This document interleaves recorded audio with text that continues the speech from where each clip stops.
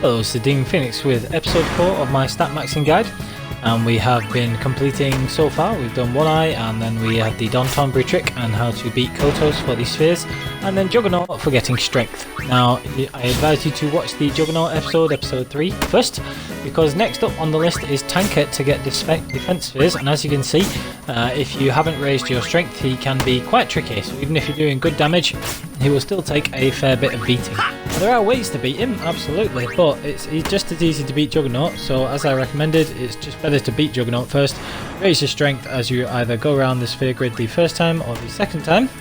If you wanted to just do it the simple way, complete the sphere grid first and then go back over it to get your strength spheres. Because Tanket is a quite tricky customer, but he's very easy when you have enough strength and your agility and auto-haste and all of that.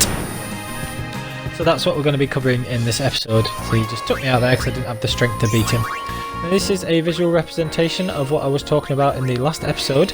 If you can beat Juggernaut before you've gone around the rest of the sphere grid, which should be possible by using armor break on him with Riku's overdrive or Oran's, as I described in the last episode, you can actually get enough strength spheres so that you have the 20 strength spheres you need to eventually max out your health after your strength after you finish the rest of the grid.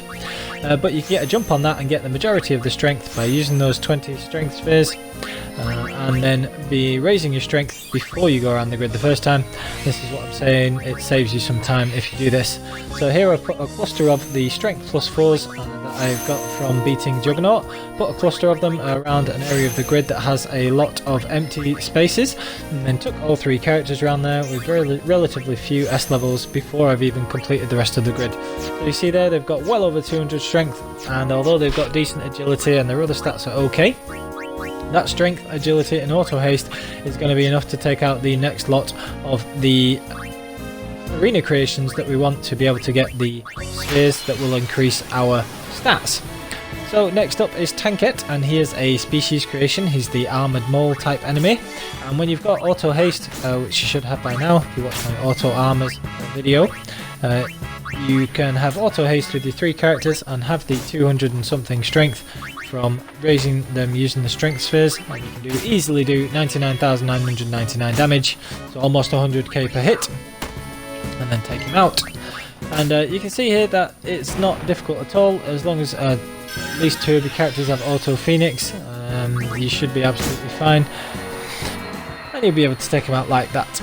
So the number of defense spheres you need, assuming you are using a 9,999 HP playthrough, and you're just using the standard sphere grid, you need 25 of the defense spheres to be able to actually change and complete max out your stats. So this will max out your defense if you have 25 defense spheres in addition to what is already on the grid once you've gone around and completed everything else. So you just got to beat Tanket, and that is only beating him like 12 or 13 times, maybe a little more than that, taking into account Dark Matters. If you have your overdrive on victor mode, you can also use overdrives for the characters that you're using, like if you're using Tidus or Waka, you can use their Slice and Dice or Attack Reels overdrives. But if you're not using Tidus or Waka, if you don't have the Celestials, you can just easily beat him with other characters, so that should be absolutely fine. So once you've beaten Tanket, you should have enough defense spheres. I went a little bit over here and got 30. It's one of the rare times that KA and DFC's stat maxing guide is a little bit off. On the standard sphere grid, you actually only need 25 defense spheres, not 30, and you'll get your magic defense spheres very easily when you're getting your triple AP weapons, because One Eye drops them. So when you're beating One Eye repeatedly, like in episode 1 of the stat maxing guide, just strange choice of phrase there, but never mind, you will be able to do that and get those magic defense spheres. Now that didn't take very long at all, so I've already got enough magic defense spheres and defense spheres to max out those 2 stats after I've gone around the rest of the grid, and that's only taken me less than an hour after I'd finished getting enough strength spheres for Juggernaut. Now the next stats that you want to max, there's enough agility on the grid anyway, so you don't have to max agility anymore. That is purely optional, so it's not necessary to beat Fenrir because there's more than 170 agility on the grid anyway.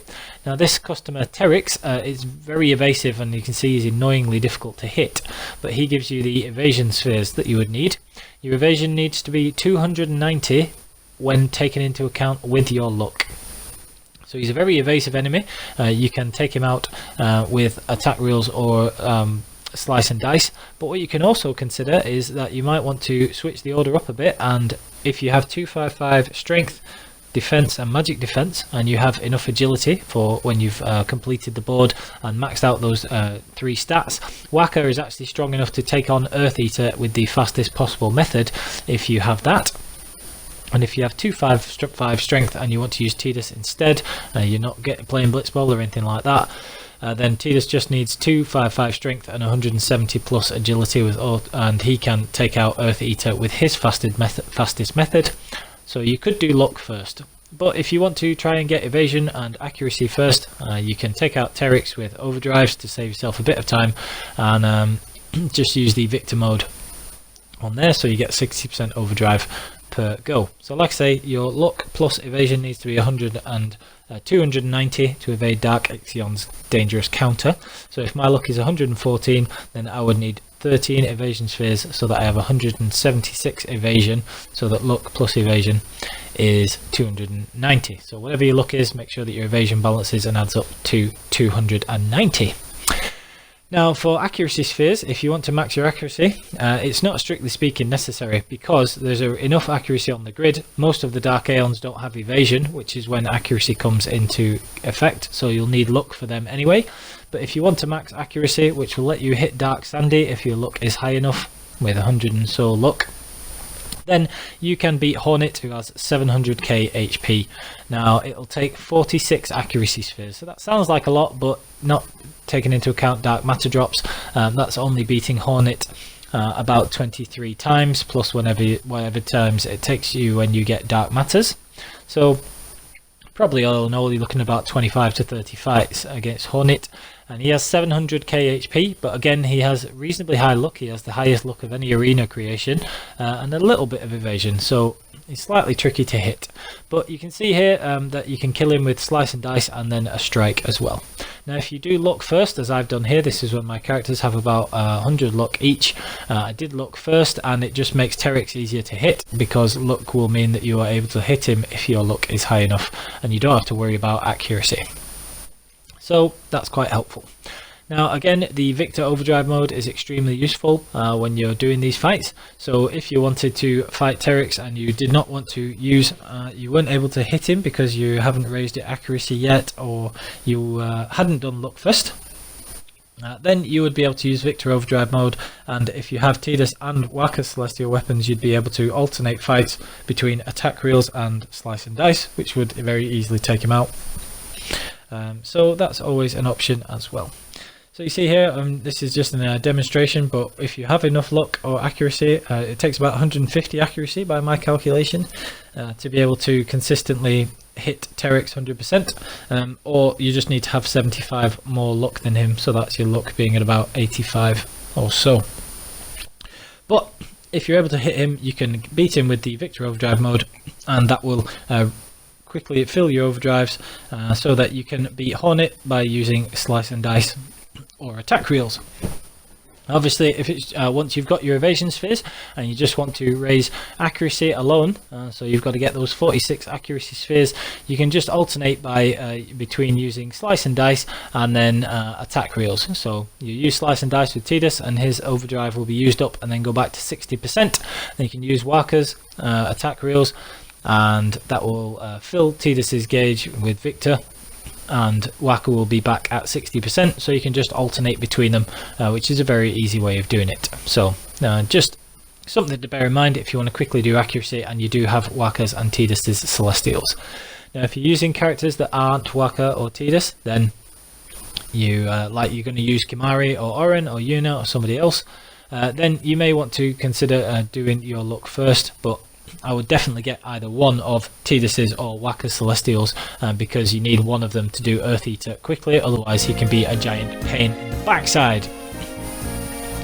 So this is where we're at, and this, as you can see, after I've done that farming and my game time, again it took about 40 to 45 minutes if that to get those accuracy spheres and evasion spheres. So if you want to do that, you're not talking about a massive amount of extra grinding. The only things we've got left to do at that point is to use those spheres, so that I would have 255 accuracy and then enough evasion there, 176, and that it would be enough with the 114 luck to avoid Dark Aeons counter, and then the only things left to do would be magic and obviously luck if you hadn't done that already. So the next episode is going to be focusing on luck grinding, and I would definitely consider watching that one, because people waste a lot of time when they're grinding Fortune Spheres from Earth Eater, and indeed when they're getting the Luck Spheres in the first place from Greater Sphere, so I'll be covering that. Magic is not strictly speaking necessary, but it can be useful for fighting the Dark Major Sisters together, and I will be doing a video on the quickest way to max that as well. But you can see here that this is after we've gone over the grid, so either you go over it once and then max out the stats by going over it a second time using those spheres, or like I did, just use the spheres the first time through. And so we had 255 strength, defense and magic defense. Now, as I said, you don't need any additional accuracy or evasion to take on Earth Eater. So the next episode is going to be focusing on the luck grinding, so getting the luck spheres to put those on the grid, and then getting the fortune spheres by beating Earth Eater as quickly as possible. So I hope you found that video about defense, evasion and luck helpful, and that you like and subscribe for more videos, as we'll be going for the luck grinding next and then the optional magic grinding after that. So thank you for watching, and please like and subscribe for more videos.